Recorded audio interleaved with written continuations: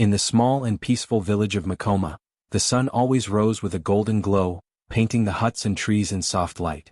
Among the people who lived there was a young woman named Lena. She was not rich, nor did she wear fancy clothes, but everyone in the village knew her name. Lena had a gift: her cooking.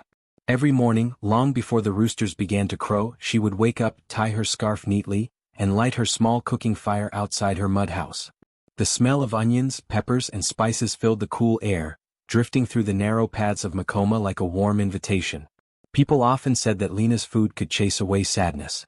Her stew had a sweetness that reminded old men of their childhood, and her fried plantains were golden and soft, the kind that melted in the mouth. She cooked because it made her heart happy. She cooked because food to her was love made visible. Her small table stood under a tree near the market, with clay pots and wooden plates arranged carefully. By noon, there was always a line of hungry people waiting to taste her food. But Lena never cared only about those who could pay. When a traveler or a beggar passed by with empty hands, she would smile and say, "Sit, my friend." No one should sleep hungry. She believed food was meant to be shared. The children of the village loved her most. They would come running, giggling as she handed them small bowls of warm rice. She would watch them eat, her eyes soft with joy, and whisper to herself, "If I can fill one stomach today, my day is good." Her mother had passed away when she was a teenager, leaving her only a few pots and a secret recipe for the stew everyone loved. Her father, a quiet fisherman, had taught her patience, to wait for good things just as one waits for fish to bite. Those lessons stayed with her, and every time she stirred her pot, she felt her parents were still beside her. Lena's biggest dream was to one day have a small restaurant of her own, not a grand one, but a place where everyone could eat and feel at home. She imagined wooden benches, the smell of spices in the air, and laughter at every table. But dreams were expensive, and her earnings were small. Most days she earned just enough to buy food for the next day's cooking. Yet she never complained. When people asked how she managed to stay so happy, she always said, "When I cook, I feel rich." Sometimes at night, when the village grew quiet and the stars covered the sky, Lena would sit by her small fire, looking at the flames dance. She would think of all the people she fed that day, the mother with tired eyes, the farmer who had worked since sunrise, the children who licked their plates clean. Each one gave her a reason to keep going.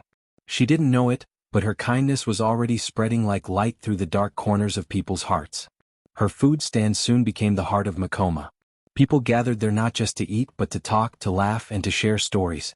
It became a place of peace. Even travelers from other villages began to stop by, drawn by the sweet smells that floated through the air. Some said that her cooking had magic in it, that her hands carried blessings from her ancestors. Lena only laughed and said, "It's not magic, it's love." One morning, as the sun rose high and the market filled with noise, Lena was busy preparing her stew. The pot bubbled gently, the smell of tomatoes and fresh herbs filling the air. She hummed an old song her mother used to sing while stirring. Then she noticed a stranger standing a little distance away. He was tall, wearing worn-out clothes, his eyes tired but kind. He looked like he had been traveling for days. "Come closer, brother," Lena called out.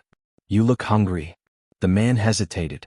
"I have no money," he said softly. Lena smiled, wiping her hands on her apron. "Then today you eat as my guest. Sit down." He obeyed, almost shyly, and she served him a plate of rice and stew. He ate slowly, savoring every bite. When he was done, he looked up at her and said, "Your food tastes like home." Lena laughed gently. "Maybe you were just hungry," she teased. But the man shook his head. "No," he said, his eyes thoughtful. "There's something in your food. It reminds me of kindness." Lena's smile faded for a moment. She wasn't used to hearing words like that. "It's just stew," she replied, a little embarrassed. "Maybe," the man said, standing up. "But one day this stew will take you far, Lena. Farther than you can imagine." She laughed again, not believing him. "I don't even have shoes for long journeys." He smiled, nodded, and walked away. She didn't ask where he came from or where he was going. To her, he was just another traveler passing through Makoma. But for a moment, his words stayed with her like a strange echo in her heart. That night, Lena couldn't sleep. She kept hearing the man's voice, "This stew will take you far." She wondered what he meant. Could food really change someone's life? To her, it was just a way to survive, a way to spread kindness. Yet, somewhere deep inside, she felt that something was about to change. The next morning, she cooked again as she always did. The fire crackled, the pot boiled, and the smell of spices filled the air. People came and went, thanking her with smiles and blessings. Life in Makoma went on as usual, simple, humble, and full of small joys. But Lena didn't know that far away, in a city she had never seen, someone was remembering her food. Someone was speaking her name. And soon, the path of the village cook with the gentle smile was about to take a turn she never expected. Her little stand under the tree would soon become more than a place for hungry people. It would become the doorway to a new world, one that would test her courage, reward her kindness, and show her that even the smallest act of giving can reach farther than dreams. And as the sun set over Makoma, painting the sky orange and gold, Lena stirred her pot with the same quiet joy. She didn't yet know it, but her story, the one that began with a small fire and a kind heart, was just beginning to rise, like the smell of her stew drifting beyond the village, carrying her name with it. The sun was high over Makoma, and the smell of roasted peppers and onions filled the warm air. Lena stood behind her little table, her hands busy turning plantains on the pan as a group of children waited nearby. Her stand was small, just a wooden table, a few pots and a clay stove, but it was alive with joy. The sound of laughter, the hiss of cooking oil, and the gentle hum of her voice gave the place a kind of magic. People passing by always stopped, drawn by the smell and by Lena's smile, which was as warm as her food. That afternoon, as she wiped her brow with her cloth, she saw a man walking slowly along the road. His shirt was torn at the shoulder, his shoes were covered in dust, and his steps were heavy. He looked as if he had been walking for days. Lena's eyes softened. She had seen that look before, hunger mixed with exhaustion, the kind that touched her heart every time. The man stopped a few steps away, his eyes resting on the food. He swallowed hard, but he didn't come closer. Lena called out kindly, "Brother, come sit. You look tired." He hesitated. "No, thank you," he said quietly.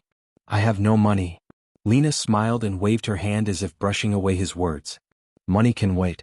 Hunger cannot. Sit down." After a moment, the man nodded and sat on the small wooden bench. Lena filled a plate with rice and her thick red stew. The smell of garlic, tomatoes, and herbs filled the air as she placed it before him. "Eat," she said.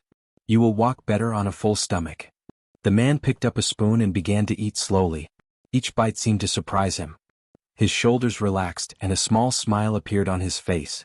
For a moment, the tiredness in his eyes faded, replaced by something gentle, something peaceful. When he finished, he put the spoon down and looked at her. "Your food," he said softly, "tastes like home." Lena laughed, a sound as light as wind through the trees. "Maybe you were just hungry," she said, her eyes shining. He shook his head. "No," he replied. "It is not just the food. There is love in it. It feels like it was cooked with a kind heart." Lena blushed a little and looked down. "It's just stew, brother," she said modestly. The man smiled. "If only you knew how far this kindness will go," he murmured. She didn't quite understand what he meant, but she felt something warm in her chest, a strange feeling that made her heart beat faster. She noticed his gentle voice, the way his words sounded thoughtful, almost like a blessing. But before she could ask him more, he stood up. "Thank you," he said quietly. "I will not forget this meal." Lena smiled. "Safe travels. May your road be kind." He nodded and walked away, his figure slowly disappearing down the long, dusty road. She watched him go, feeling something she couldn't explain.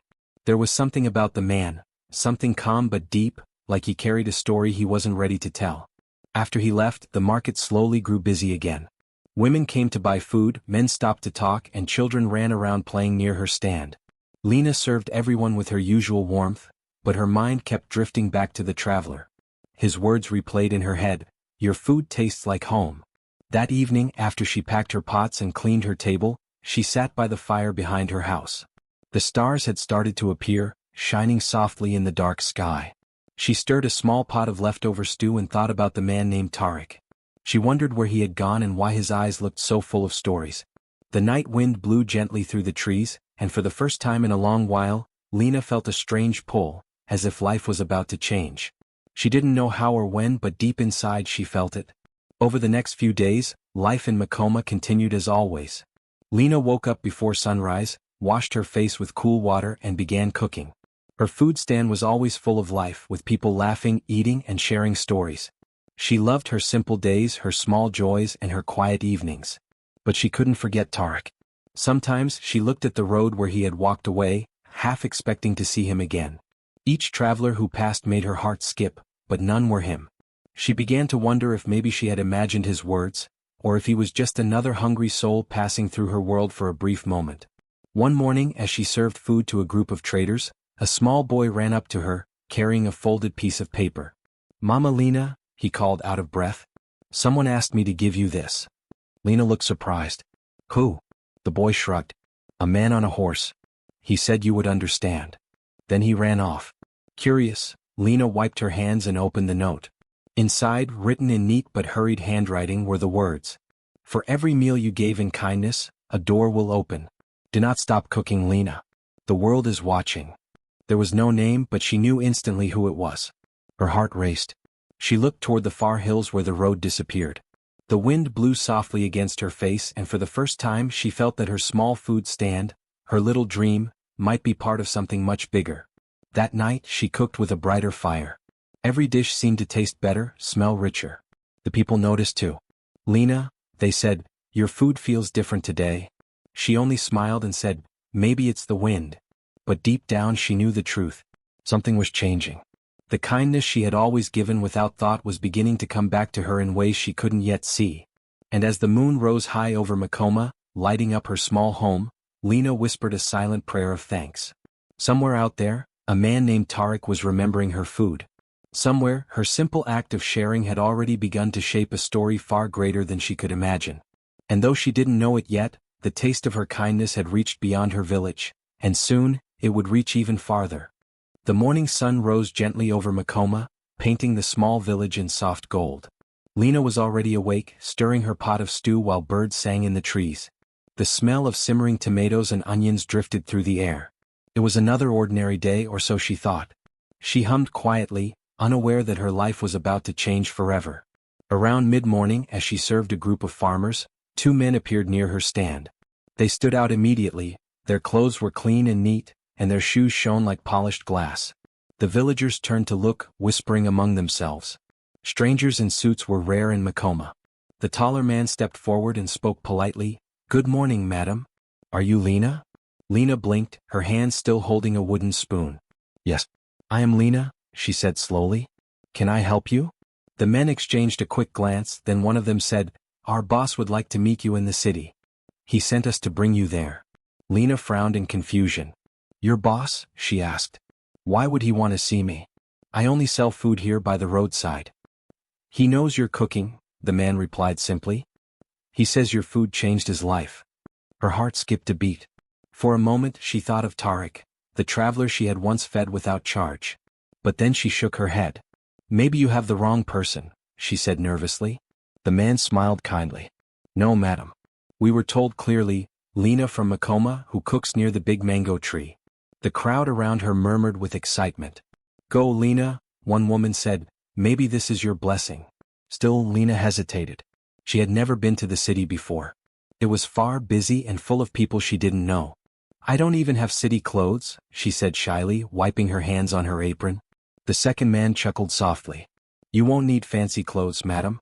You only need your heart, the same one that cooks with love." Those words comforted her somehow. She looked at her little stove, her pots, and the smiling faces of her customers.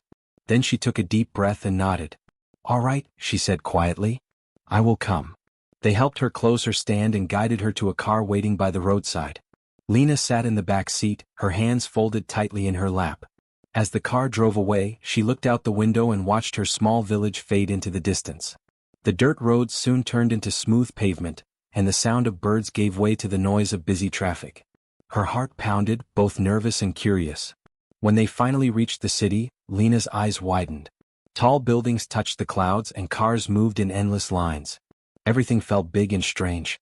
The men stopped in front of a tall hotel with shining glass doors. The letters above the entrance read, "Tariq Grand Hotel." Lena's breath caught. Her heart began to race. "Tariq?" The men led her inside. The floor sparkled, and the air smelled of flowers and perfume. People in neat uniforms walked quickly through the lobby, and soft music played in the background. Lena felt small, almost out of place. Then from across the hall a familiar voice spoke. "Lena." She turned. There he was, Tariq, but not the dusty traveler she remembered. He stood tall and graceful, dressed in a fine dark suit. His face was calm, his smile warm. Lena froze. Tarek, she whispered. He nodded, his eyes shining with kindness. It's me, he said softly. Do you remember the day you gave me food even when I had nothing? Lena nodded slowly, still trying to understand what was happening. Of course. You were tired and hungry. Anyone would have done the same. Tarek shook his head. Not everyone would. You didn't ask who I was. You didn't care that I had no money. You gave me food, warmth, and dignity. That meal reminded me of what truly matters. He gestured around the Grand Hotel. When I left that day, I couldn't stop thinking about you. You reminded me of my late mother. She too believed food cooked with love could heal hearts. I decided to find you and thank you properly. Lena's eyes filled with tears. You didn't have to do all this, she said, her voice trembling. Tarek smiled. I didn't do it all. You did. Your kindness did. He walked to a large window where sunlight poured in. Lena, I want your food here, in this hotel. I want your recipes, your touch, your heart in every meal we serve. I want people to taste what I tasted that day, hope. Lena stared at him, speechless. The words felt unreal. She looked down at her hands, still smelling faintly of spices and smoke. Me? Cook here? She asked softly. But I'm just a small food seller. Tarek shook his head. You are more than that. You are a woman who cooks with truth. That is rare. For a moment, neither of them spoke. The sound of the city outside faded. Lena's heart swelled with a mix of fear and joy. She had never dreamed of working in a place like this. Her small fire, her old pots, her simple meals, they had brought her this far. I don't know what to say, she whispered. Tarek smiled. Say yes, he said gently. And let the world taste your gift. Lena took a deep breath. Her eyes glistened as she nodded slowly. Yes, she said finally. But only if I can cook for everyone, not just the rich. I don't want anyone to go hungry. Tarek's face softened. That is exactly why I chose you. That evening, Lena walked through the hotel's kitchen for the first time. It was big, bright, and full of shining pots. The staff greeted her kindly as she looked around in awe. Tarek introduced her to the chefs and said proudly, This is Lena, the woman whose food changed my life. Her cheeks flushed and she smiled shyly. I only cook what I know, she said, but I cook it with love. The chefs clapped and one of them whispered, Then your food will never fail. That night, Lena stood by the hotel window watching the city lights flicker below. She thought of her small village, her firewood stove, and the people who still waited for her food. Life had changed so suddenly, yet it felt right, like a seed that had finally bloomed. She closed her eyes, feeling the same warmth she had felt that day she fed a hungry traveler. She never cooked for fame or reward, only for kindness. And now, that same kindness had found its way back to her, carrying her into a new world. One meal, one smile, one act of love at a time. The hotel kitchen was like a world of its own, hot, loud, and full of movement. Metal pots clanged, water boiled, and chefs shouted orders across the long counters. Lena stood at the far end, wearing her clean white apron, her heart beating fast. She had never seen so many people cooking at once. The smell of spices, meat, and butter filled the air, but what filled her heart was a quiet fear. This was not her small roadside stand where birds sang and children laughed as they waited for food. This was a grand kitchen, full of people who had trained for years, who moved with confidence and speed. Lena, the woman from Makoma who once cooked over firewood, now stood among them, unsure if she truly belonged. The head chef, a tall man named Jado, walked past her. He looked at her with a quick glance and said, You are the one Mr. Tarek brought? The famous village cook. His tone carried doubt. Lena smiled politely. I don't know about famous, she said softly. I only cook from the heart. Jado chuckled, shaking his head. We will see if your heart can handle this kitchen. The other chefs laughed quietly. Some whispered behind her back. Look at her hands, one said. They are rough from firewood, not soft like a chef's. Another added, Maybe she will cook us a village meal and call it magic. Lena heard them, but she stayed calm. She remembered her grandmother's words, A good cook listens to the food, not the noise around her. Every day that week, she arrived early and stayed late. She learned where every spice was kept, how to use the big stoves, and how to prepare meals in large pots. Some chefs ignored her, others mocked her, but she didn't let it break her spirit. At night, she would go home and whisper to herself, Let my food speak for me. The hotel was preparing for a big event, a grand dinner to welcome important guests, including the mayor and several business leaders. It was the biggest event of the year and everyone in the kitchen wanted to impress. The pressure was high. Jado was in charge, shouting orders left and right. More salt. Faster. The soup is burning, he barked. Lena worked quietly in her corner. Tarek had told her, cook what you know best. So she did. She chose simple dishes, the same ones that had fed travelers, children, and strangers in her village. She started with her spicy stew, rich with tomatoes, onions, and herbs. The scent reminded her of Makoma's warm mornings. She roasted maize until it turned golden and sweet. Then she made soft chapati, the kind that melted in the mouth. While the other chefs prepared foreign dishes with fancy names, Lena focused on the food that came from her soul.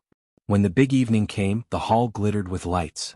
Music played softly, and the guests arrived in beautiful clothes. Waiters moved gracefully, placing plates on tables. Tarek stood near the entrance, greeting everyone. But his eyes often turned toward the kitchen, toward Lena.